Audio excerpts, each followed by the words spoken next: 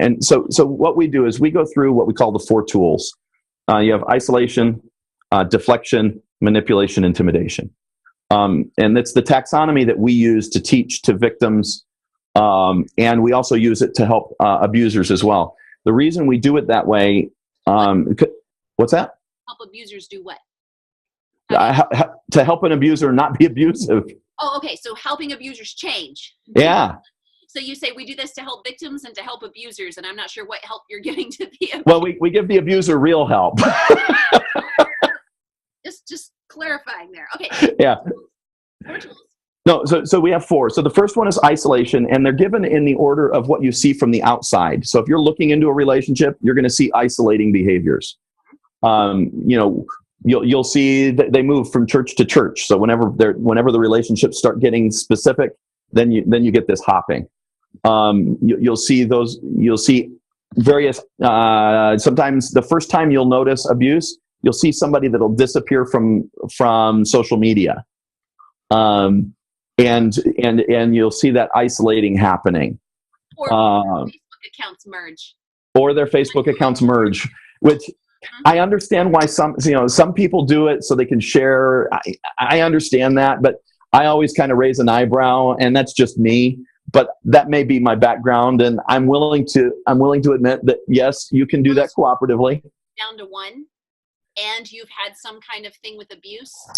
Yeah. Now, if you see it merge in the middle of an abuse situation, that would be problematic, and that's isolation. So we're looking for behaviors that create an allegiance to the abuser to the exclusion of other important relationships. That's isolation. Okay. And so that's an important definition because it's not really about isolating as much as it is about allegiance. It's loyalty. Abusers are really big on loyalty. Abusive churches are that way too, by the way. That loyalty to the church, to the group, to the system. You get that where there's this high expectation of loyalty, you have a high level of abusiveness in the church. Right. Our loyalty is to Christ. Everybody else, sorry. So that's isolation. That's the first. The second one is deflection, which is any negative attention is pushed away from the abuser.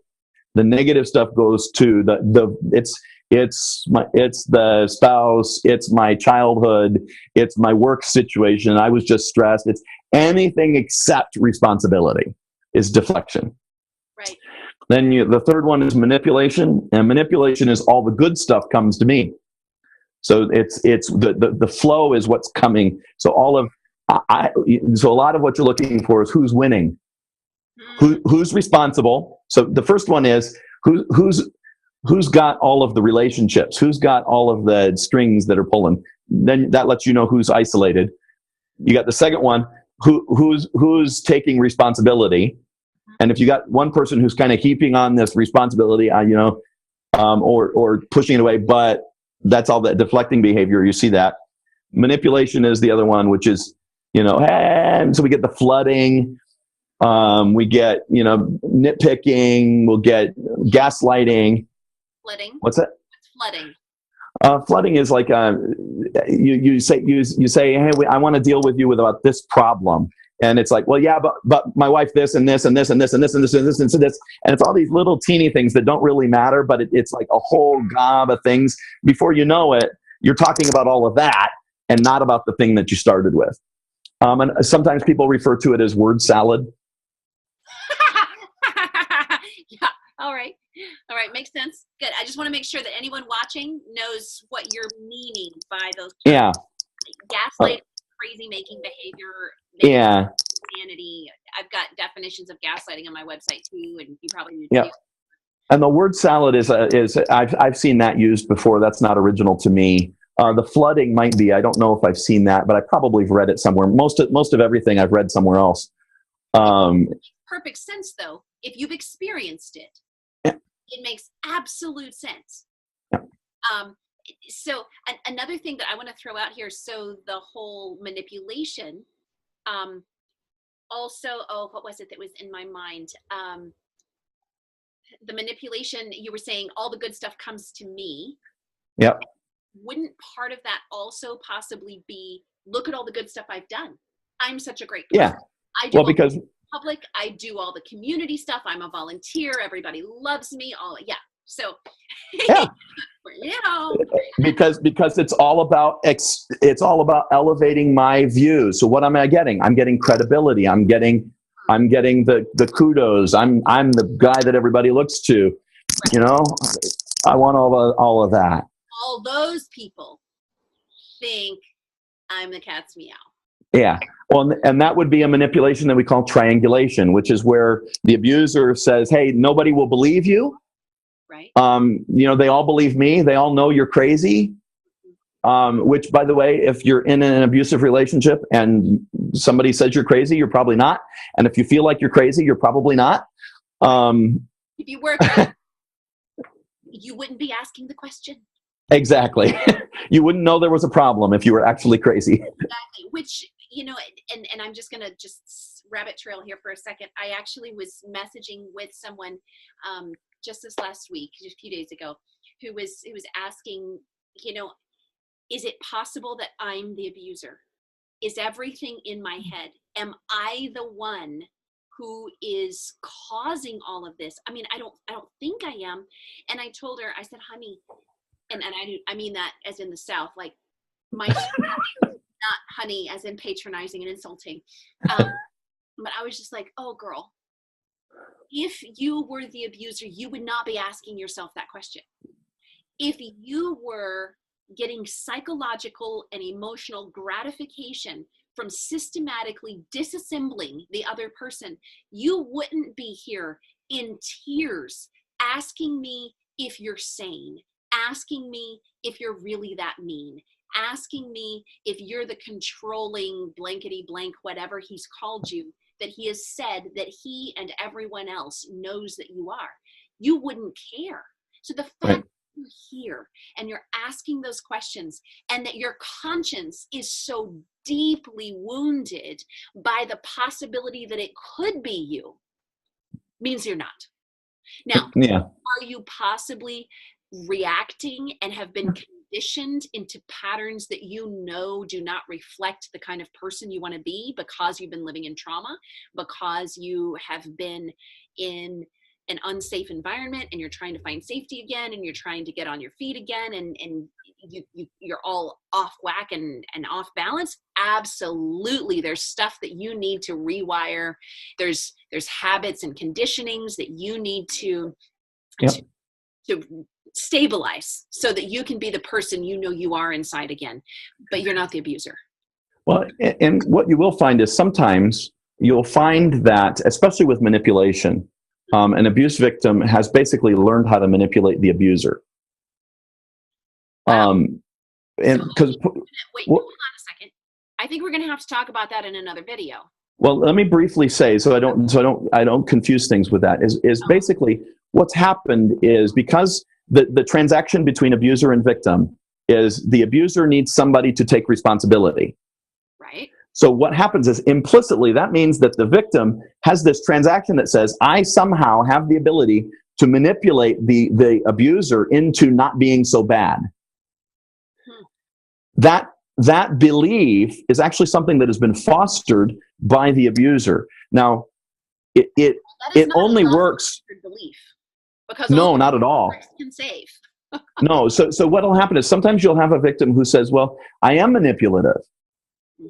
But in that moment, that's not the time to deal with that issue. Right. In that moment is the time to say, all right, there are things that you have to do in order to keep him from becoming violent. Your safety is primary. Until you've dealt with your safety, none of that matters. Yep. And so that's really important. So there's a lot of patterns in the relationship that are going to be what we would call sinful behaviors on both sides. And that's where a lot of pastors get tripped up because they try to pick up the sinful behaviors that are on both sides. The problem is you can't deal with that until you've dealt with safety first. Yes. So safety is your priority. And until you have safety, you can't even begin to address that stuff. So note to pastors, deal with safety first. Yeah. We have 3 stages that we deal with when we help a victim. We have safety, stability, strength. And you have to... Yeah, no, that'll be for another video. But you have to clear the safety ones before you can ever deal with any stability things, and you have to clear the stability things before you can deal with the strength things. That makes perfect sense. Okay, so we will do another video on that. And so we've got isolation, deflection, manipulation, and then the last one is intimidation. Okay, so let's deal that with that one's important to have it that way, because a lot of times people think of abuse as physical violence. They think of it as doing something. They don't think of it as threats. They don't think of it as physically imposing, blocking doorways, refusing to let you leave. Those are all things that would classify under hiding your ID, taking your driver's license, making sure you have no money. Yep. And so intimidation, here's where this shows up, like for a pastor as an example. You'll get somebody who presents and she'll say, my husband is abusive. And the pastor will say, has he ever hit you? And she'll say, well, when we were first married, during when I was pregnant with my first kid, it's a very common story. He hit me, and then he was so mortified. He asked forgiveness, and he's never done it since. Yeah. And so the pastor was, oh, he repented. Good. Not so fast. He just laid the foundation of what he's capable of. So what happens is now every time he raises a hand, every time he raises a fist, she knows he can go there. And so the intimidation is not needed. He doesn't need to do it because he's already established the pattern of intimidation. And so just because there's this discrete, that's that problem with dealing with a discrete behavior instead of a relational system. And so that's why we use intimidation as opposed to the individual acts. What's happening is I'm taking control, because abuse at its heart is a control and entitlement issue, right? Two things. So we kind of started this talking about how do we recognize who's the abuser. We have a power imbalance. We have destruction. We have a person who's being harmed by it. We have control. We have entitlement. And we have these four tools that are happening. And so we're looking for that constellation of that grouping of things. And if you're looking there, and if you're really, if you're looking for the right things in that regard, it'll be pretty hard to miss. Side note. Yes. Hard to miss doesn't mean you won't miss some. No matter how good you are, you're going to miss something. The thing with that, the lesson that I take out of that is just, it doesn't matter how charming or whatever spiritual or amazing a person seems to be, I still need to look closely. Yeah. And you need to have there needs to be a healthy self-doubt for counselors. Yes. Pastors and counselors have got to self-doubt.